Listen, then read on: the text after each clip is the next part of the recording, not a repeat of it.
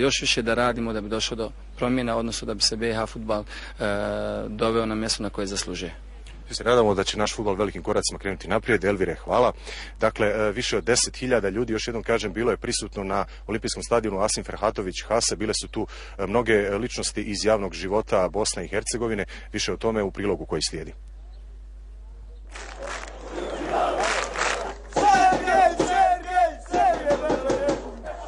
Javnost je pozvala čelnike Nogometnog saveza Bosne i Hercegovine da odmah daju ostavke na svoje dosadašnje funkcije.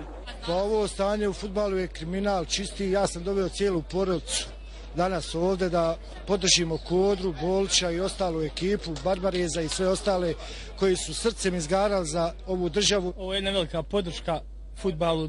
Nadamo se da ćemo pomoći ovako ozdravljenju našeg fudbala i ovim momcima koji su stali na tu stranu. Mi treba malo da budemo stroži i neke ustanove, možda da budu stroži pa da ih istjeramo s noge na nogu iz saveza.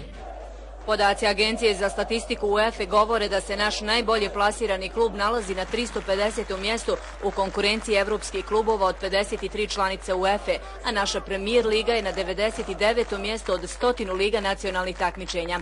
Smijenjeni selektor Nogometnog saveza Bosne i Hercegovine smatra da je potrebna duga borba za ozdravljenje našeg nogometa. Manje više lema se zna, to je da pokušamo da spasimo naš fudbal. Ja se nadam stvarno ovo što se sada dešava tokom dana, da će doći do očiju, do ušiju, do sluha ljudi koji vode naš savez i naravno čekaju neku reakciju po tom pitanju. Među javnim ličnostima na Koševu su bili član predsjedništva Bosne i Hercegovine Željko Komšić i visoki predstavnik u Bosni i Hercegovini Miroslav Lajčak. Ja podržavam zdrave odnose u svim segmentima BiH društva, ja podržavam da u svim oblastima ima prednost profesionalizam, stručnost i znanje. Isto tako želim da podržim građansku inicijativu. Potrebno je da građani su svjesni toga da od njih puno zavisi i oni puno toga mogu da promjene.